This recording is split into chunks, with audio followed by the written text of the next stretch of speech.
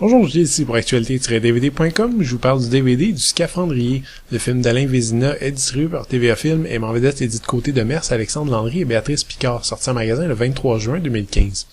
Une jeune journaliste s'intéresse de près à un événement sordide qui a eu lieu dans un petit village marin. C'est que la garde côtière a retrouvé un bateau dont tous les membres d'équipage étaient massacrés. Mais en enquêtant sur l'histoire, la journaliste découvre de sombres secrets parmi certains villageois, pendant qu'un mystérieux scaphandrier émerge des profondeurs pour accomplir un sinistre dessein. Il y a quelque chose de vraiment réjouissant dans l'existence même de ce film, sorti en catimini dans quelques salles obscures, crucifié par une critique qui croit encore qu'une série B doit absolument faire dans le second degré à la Tarantino pour être jugé acceptable. Le premier long-métrage de fiction d'Alain Vézina réussit pourtant là où beaucoup de films québécois échouent, dans le divertissement simple et bon enfant.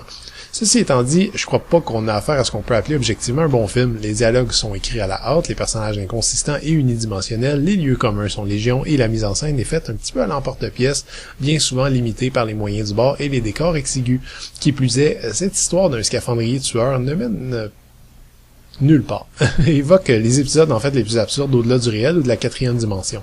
Bref, ça vole pas très très haut, mais pour un amateur de série B, pour un fan qui se délecte des classiques de mauvais goût de Lucio Fulci ou des vieux slashers des années 80, le Scaphandrier mérite à mon avis le respect. C'est que pour une fois, on a affaire à un film d'horreur à l'ancienne, respectueux des conventions fabriquées à la main au Québec.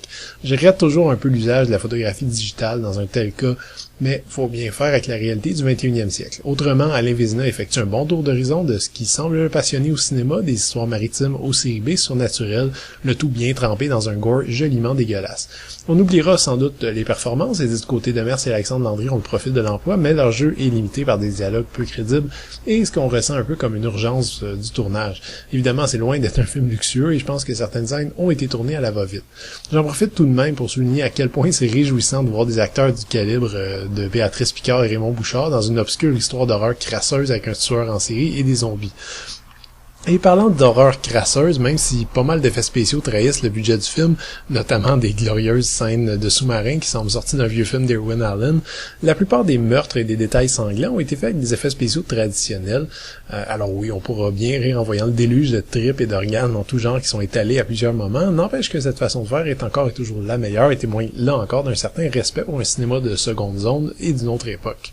Le DVD est présenté en 2:1, anamorphique avec piste audio en français 5.1 ou 2.0 et des sous-titres optionnels en anglais. Vous ne trouverez hélas pas de bonus pour ce film et c'est dommage parce que j'aurais bien aimé voir des scènes filmées en coulisses. Je dois quand même mentionner que le film vient avec une pochette réversible. D'un côté l'affiche standard avec une grosse tête de scaphandrier et de l'autre une magnifique peinture à l'ancienne qui rappelle les meilleures affiches de films de Mario Bava ou Jean Rollin. Vous devinez bien sûr laquelle est ma préférence.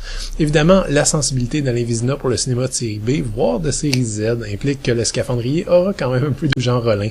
Vous devinez bien. La réaction de la critique en témoigne d'ailleurs parfaitement. Il faut admettre que bien souvent, le Scaphandrier n'a pas les moyens de ses ambitions. Je vous mentirais tout de même si je vous disais que j'avais pas été diverti et je me suis bien amusé à relever les nombreux hommages et clins d'œil à des productions comme The Fog de Carpenter ou Zombie de Fulci. Si ce type de cinéma vous branche, jetez un coup d'œil sur ce sympathique Scaphandrier. Si vous ne jurez par exemple que par les films de Léopold ou d'Atom et Goyan, par contre, je vous garantis pas que vous allez aimer.